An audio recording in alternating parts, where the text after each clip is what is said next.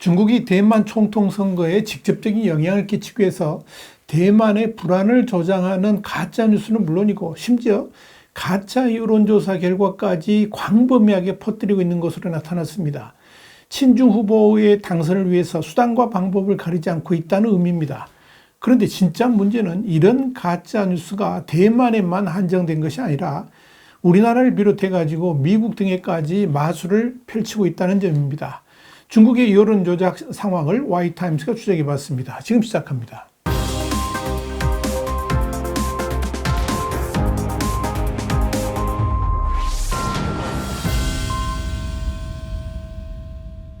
프랑스 미디어 그룹의 프랑스 24는 현지 시간으로 지난 8일 대만의 총통 선거를 앞두고 유권자들이 중국발 가짜 뉴스의 홍수에 직면해 있다 그러면서 반중 후보인 집권 여당 민진당 후보를 겨냥한 가짜 뉴스는 딥페이크부터 틱톡 영상까지 다양한 수단과 방법으로 선거의 한 중심을 휘젓고 있다, 이렇게 보도했습니다.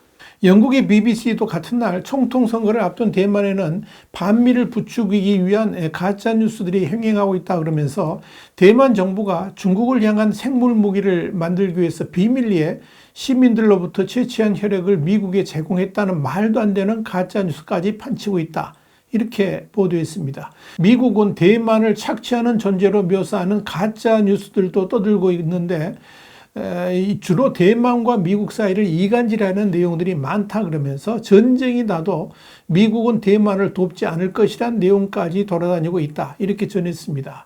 BBC는 그러면서 이런 가짜 뉴스 또는 반미 선동 뉴스들은 중국이 직접 관여하거나 대만 내의 친중파들이 만들어내고 있는 것으로 보인다, 이렇게 지적했습니다. AFP 통신도 10일 전문가와 대만 관리들은 해당 허위 정보 캠페인이 중국과 관련됐다고 말한다 그러면서 중국은 대만이 자국의 일부라는 주장에 반대하는 독립성향 대만 집권 민주진보당의 라이칭더 총통 후보에 대한 반대를 노골적으로 드러내고 있다, 이렇게 전했습니다.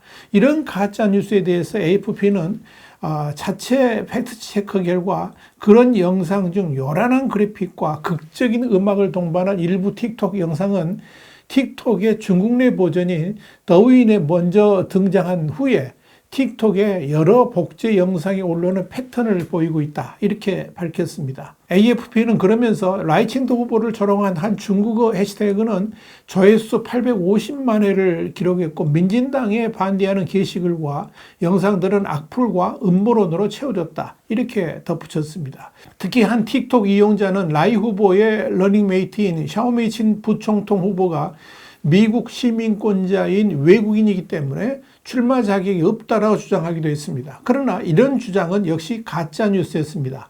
AFP에 따르면 샤오메이치는 몇 년 전 미국 시민권을 포기했다라고 누차 밝힌 바 있고 AFP도 미국 정부의 국적 포기 명단에서 그의 이름을 확인했다 그러면서 그럼에도 샤오메이친이 미국 시민권자라는 근거 없는 주장은 이번 선거 기간 가장 집요하게 제기되고 있다, 이렇게 지적했습니다.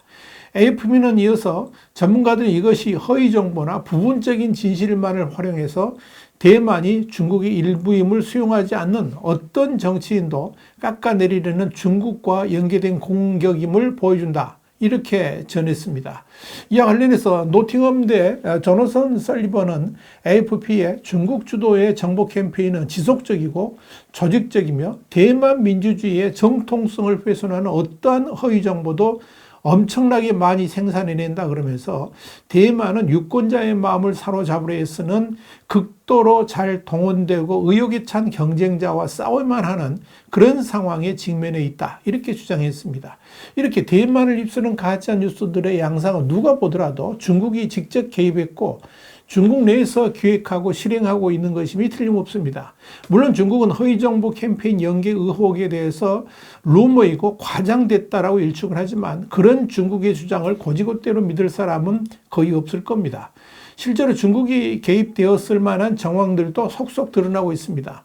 소셜미디어 분석업체인 미국 그래피카는 최근 보고서에서 2022년 5월부터 대만 이용자를 가장한 계정들이 지속적이고 조직적인 노력으로 정치적 밈과 영상을 유포하기 시작했다고 밝혔습니다. AFP도 AFP와 다른 팩트체킹 단체들이 적발해낸 많은 허위 정보나 오도하는 콘텐츠에서는 민진당이 대만의 이익에 반하고 악의적인 미국의 지시에 따라 행동하고 있다는 주제가 반복되고 있다고 밝혔습니다. AFP는 이어서 이런 영상 상당수는 민진당 반대자들의 발언을 이어붙인 것이기는 하지만 일부는 딥페이크라고 그러면서 페이크 영상 중 지난해 11월 등장한 한 영상은 라이칭더 후보가 언론에 마치 친중 야당을 칭찬하는 것처럼 눈에 띄게 오디오를 조작했다라고 전했습니다.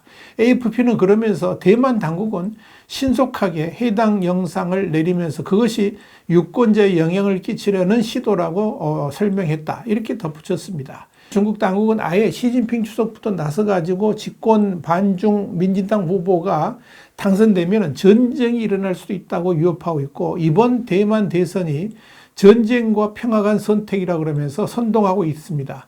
여기에 페이크 뉴스까지 조작해 유포하면서 선거의 기류를 바꾸려고 하고 있는 것입니다. 여기에 대해서 민진당의 라이칭도 후보는 지난 3일 중국이 유인, 흑색 선전 및 가짜뉴스를 동원해서 이번 선거에 영향을 주려 한다는 것을 대중들이 똑똑히 볼 수 있다 그러면서 중국의 선거 개입이 심각하다 이렇게 비난했습니다. 자유아시아 방송 그러니까 RFA는 지난해 12월 29일 대만 검찰이 지난해 12월 22일 온라인 뉴스 사이트 핑거미디어의 기자인 린시엔 유안을 체포했다 그러면서 검찰은 그가 대만 해협 건너편 푸젠성에서 중국 공산당의 지시를 받아 조작된 대선 여론조사를 유포한 혐의가 있다라고 밝혔다. 이렇게 보도해서 눈길을 끌었습니다. 여기에 대해서 타이중 검찰청은 이 가짜 여론조사가 유권자들에게 선거 정황에 대해 오해를 불러일으키고 대만 대선의 침투에 간섭했으며 대만의 주권과 민주적 헌정 질서를 위협했다라고 밝혔습니다. 자유아시아 방송에 따르면 중국의 사주를 받은 핑거미디어는 지난해 12월 초에 친중 성향의 국민당 후보인 허우유이 후보가 처음으로 이전 여론조사를 뒤집고 집권 민진당 후보인 라이칭더 후보를 1.2%포인트 앞섰다는 결과를 발표했습니다. 이 내용을 대만 EBC 방송은 헤드라인 뉴스로 방송을 했습니다. 그런데 이 여론조사 뉴스는 하우유이 추월이라는 해시태그와 함께 입소문을 타고 전국적으로 번져갔고 이를 중국의 대만 사무판공실과 제휴하고 있는 타이안.cn 그리고 신화홍콩, 아이펑 등 중국 내 여러 뉴스 매체들도 보도를 했습니다. 그러나 대만 내 다른 여론조사들과 확연한 차이를 보인 이 핑거미디어의 여론조사의 진실성에 대해서 의문을 품은 대만의 아시아 팩트체크 연구소 AFCL이 전문 교수들을 상대로 자문을 구했고 결국 핑거미디어의 여론조사가 조작된 것임을 밝혀냈습니다. 또한 수사에 돌입한 검찰은 이번 핑거미디어의 여론조사가 필드 리서치를 하지도 않고 결과를 조작했다는 사실도 확인했습니다. 그런데 핑거미디어가 그동안 실시했던 여론조사들 대부분이 중국 공산당의 지원을 받아 실시되었다는 사실도 파악됐습니다. 이뿐 아니라 대만의 리버티 타임스를 비롯한 23개의 매체들이 중국의 사주를 받고 차잉원 총통을 비판하는 기사를 게재하는 일까지 있었던 것으로 알려졌습니다. 한마디로 중국 당국이 펼치는 적색 정보 전쟁이 대만 내에 깊숙이 파고들고 있음을 보여준 것입니다. 흥미로운 것은 친중적 여론을 조작했던 23개 매체들 가운데 15개가 핑거미디어의 모회사인 지동 테크놀로지가 운영하는 회사라 하는 이야기입니다. 이런 친중 미디어는 과거에는 친중 여론을 조성하기 위한 뉴스 전파를 중심으로 선동을 해왔지만 이번 총통 선거에서는 여론조사를 조작해가지고 친중 후보의 당선을 돕기 위한 여론 조작을 했다라고 볼 수 있을 겁니다. 이를 위해서 핑거미디어는 이번 총통 선거에서도 여러 차례 여론조사를 실시해서 친중 후보의 분위기 조성을 해온 것으로 알려졌습니다. 사실 최근 들어서 대만의 총통 선거가 박빙이라는 결과도 이런 조작의 하나인 것으로 보입니다. 중국은 한국에도 가짜 뉴스와 가짜 언론들을 통해서 여론 조작을 하고 있는 것으로 확인이 됐습니다.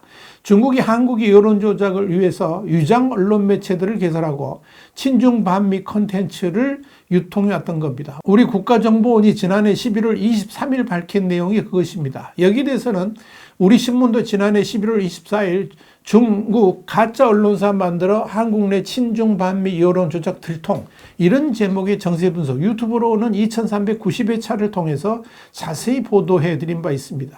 뿐만 아니라 중국이 국내 최대 포털 사이트인 네이버에서 조직적으로 댓글 공작을 벌여온 사실도 확인됐습니다. 주로 중국 우월주의라든지 한국 비하 내용, 그리고 지역, 세대, 남녀 갈등을 조장하는 댓글들을 주로 올려왔던 것으로 확인됐습니다. 이유는 국내 여론을 갈라치고 민심을 조작하기 위해서 무차별적으로 온라인에 파고들었다는 겁니다. 사실 우리 신문의 유튜브 댓글에도 보면 중국발로 보이는 내용들이 수시로 등장합니다. 네이버에서 발견된 댓글도 반일과 반미 선동을 일삼고 반중적 기사나 글들에는 이를 비판하는 내용들이 달립니다. 물론 이런 댓글들이 중국 정부와 연관성이 있는지는 확인되지는 않았지만 중국이 다른 나라들에게서 행했던 여론조작 사례를 보면 얼마든지 그 출처를 추정할 수는 있을 것입니다.